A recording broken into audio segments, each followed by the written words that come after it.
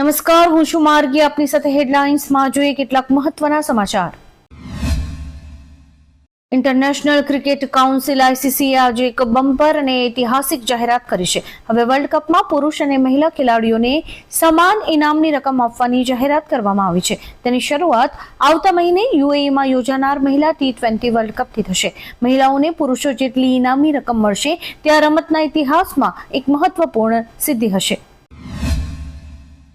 આજે ઉત્સાહ સાથે ગણપતિ બાપ્પાનું વિસર્જન થઈ રહ્યું છે. દરમિયાન ભાવનગરથી એક ખરાબ સમાચાર સામે આવ્યા છે. ભાવનગર હાઈવે પાસે ત્રંબા ગામ નજીક ગણેશ વિસર્જન દરમિયાન 4 લોકો ડૂબ્યા છે. ત્રિવેણી નદીમાં લોકો ડૂબ્યા હતા, તેમને ગામના લોકોએ બચાવ્યા હતા. 4માંથી 3 લોકો તો સાજા છે, પરંતુ એકની હાલત ગંભીર છે અને તેથી તેને રાજકોટમાં મોકલાયા છે. કોલકાતાની આરજીકર મેડિકલ કોલેજ અને હોસ્પિટલના તાલીમાર્થી ડોક્ટરની બળાત્કાર હત્યા વિરોધમાં 38 દિવસથી વિરોધ કરી રહેલા જુનિયર ડોક્ટર્સને મળ્યા બાદ મમતા સરકારે તેમની 5માંથી 3 માંગણીઓ સ્વીકારી લીધી છે. CM મમતા બેનર્જી આરોગ્ય વિભાગના 2 ઉચ્ચ અધિકારીઓ અને કોલકાતા પોલીસ કમિશનર વિનીત ગોયલને હટાવવા માટે સંમત થયા છે.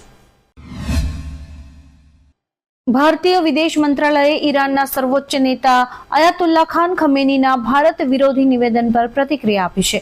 મંત્રાલયે કહ્યું કે અમે ખમેનીના નિવેદનની નિંદા કરીએ છીએ. આ સ્વીકારી શકાય નહીં. આ નિવેદન ભ્રામક છે.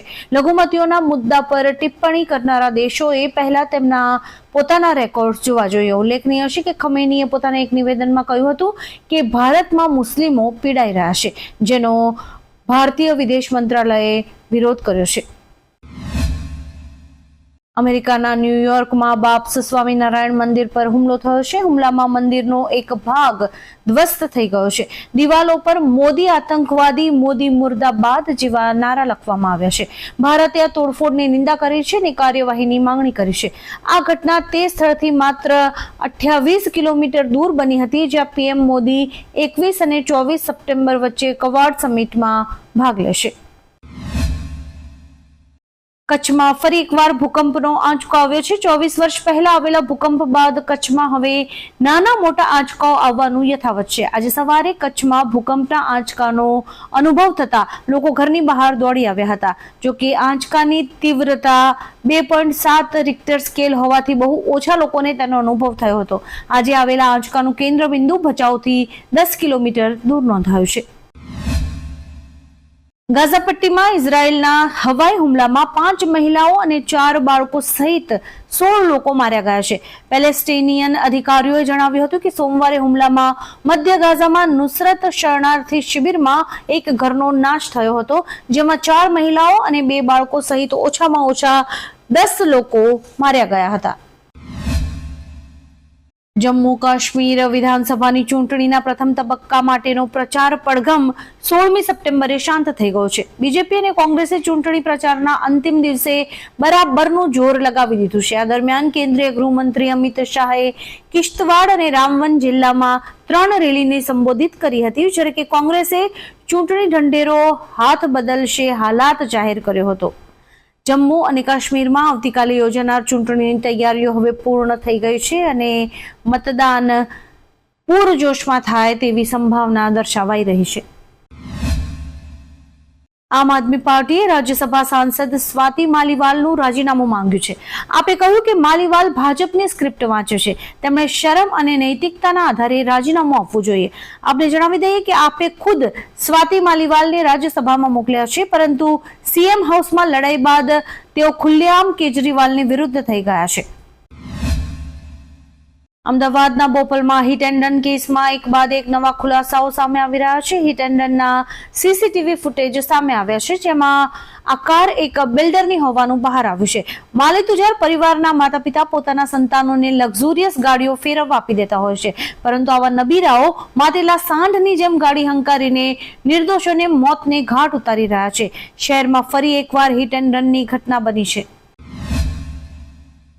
આતિશી માર્લેના પર તેની જ પાર્ટીની રાજ્યસભા સાંસદ સ્વાતિ માલીવાલે મોટો આરોપ લગાવ્યો છે. સ્વાતિ માલીવાલે કહ્યું છે કે આતિશીના માતા પિતા આતંકવાદી અફઝલ ગુરુને ફાંસીથી બચાવવા માટે લડ્યા હતા. 13મી મેના રોજ કેજરીવાલના આવાસ પર હુમલો થયાનો આરોપ લગાવીને વિદ્રોહી બનેલા સ્વાતિ માલીવાલે તેને દેશની સુરક્ષા સાથે પણ જોડ્યું અને કહ્યું કે આજનો દિવસ દિલ્હી માટે દુઃખદ છે.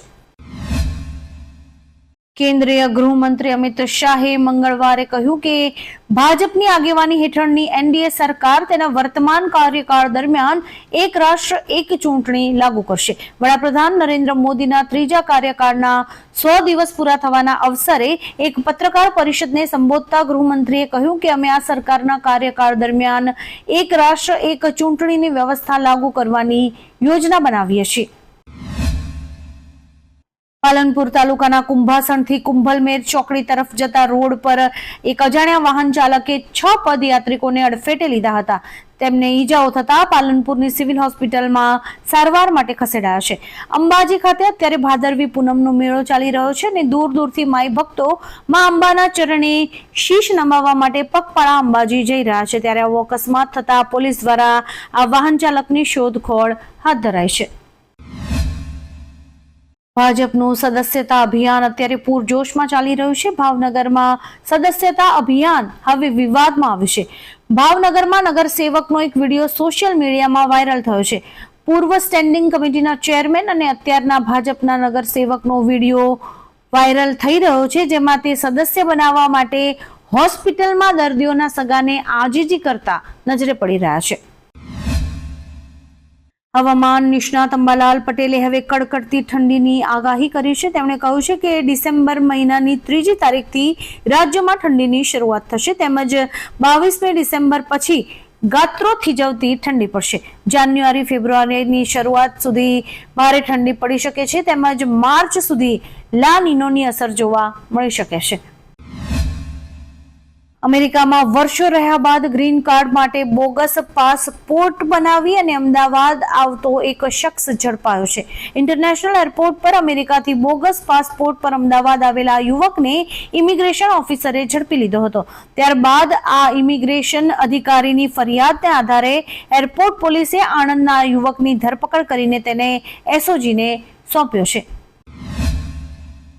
દિલ્હીના સીએમ અરવિંદ કેજરીવાલે પોતાના પદ પરથી રાજીનામું આપી દીધું છે. કેજરીવાલ એલજી વિનય સક્સેનાના ઘરે પહોંચ્યા હતા, જ્યાં તેમણે કેબિનેટ મંત્રીઓની હાજરીમાં રાજીનામું આપ્યું હતું.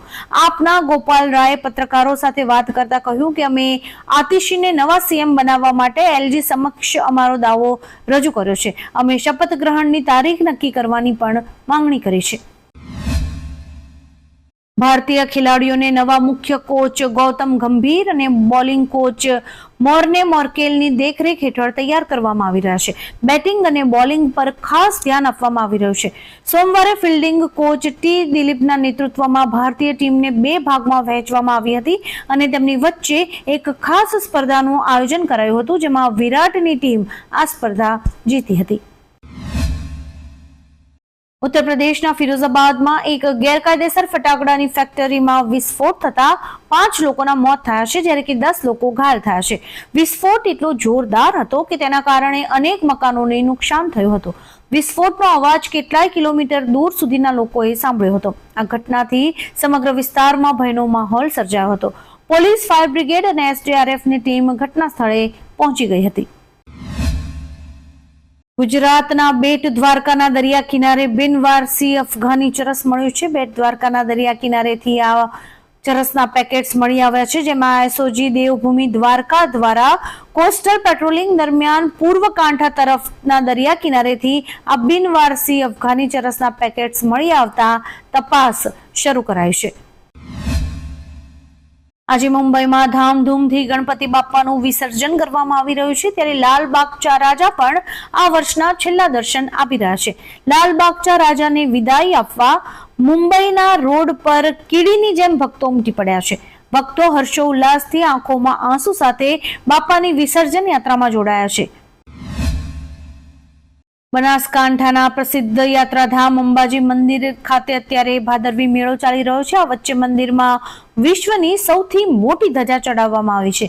મળતી માહિતી અનુસાર માઈ ભક્તોએ આ મોટી ધજા ચડાવી છે. ભક્ત અમદાવાદનું દેવી પૂજક સંઘ છે, તેમના તરફથી 1352 ગજની ધજા અર્પણ કરાઈ છે. સંઘના 3500 લોકોએ મંદિરમાં આ વિશાળ ધજા ચડાવી હતી. ભારતે સતત બીજી વખત અને એકંદરે 5મી વખત હોકી એશિયન ચેમ્પિયન્સ ટ્રોફી જીતી છે. ચીનના હુલુનબુઈ શહેરમાં મોકી હોકી ટ્રેનિંગ બેઝ ખાતે આ ટુર્નામેન્ટની ફાઇનલ મેચ રમાઈ હતી. આ મેચમાં ભારતે ચીનને 1-0 થી હરાવ્યો હતો. ભારત તરફથી એકમાત્ર ગોલ જુગલરાજ સિંહે કર્યો હતો, જ્યારે કે ચીનની ટીમ 4 ક્વાર્ટર બાદ પણ એક પણ ગોલ કરી શકી નહોતી. આવા જ કેટલાક રસપ્રદ સમાચારો નિહાળવા માટે અમારી YouTube ચેનલને લાઇક, શેર અને સબસ્ક્રાઇબ કરો અને જોતા રહો હેડલાઇન્સ.